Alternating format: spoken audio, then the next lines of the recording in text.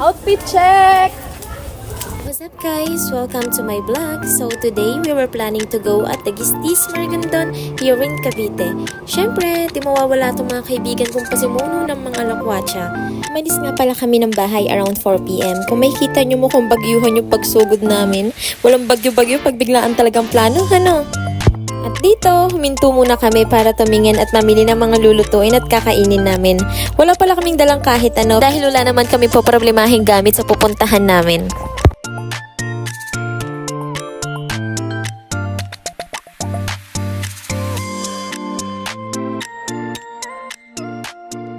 Ayun girl, halos 3 oras din kami bago makarating kaya di man lang namin nakita yung magandang view.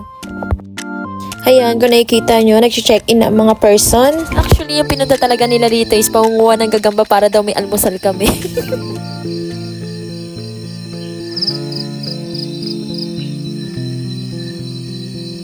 Lahat kami dito ay nakaramdam na ng pagod at gutom. Kaya nag-asikaso kaming lahat para makakain at sabay-sabay makapagpahinga para matulog.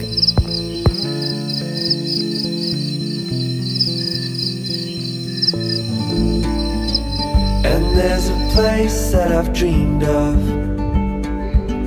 where I can free my mind.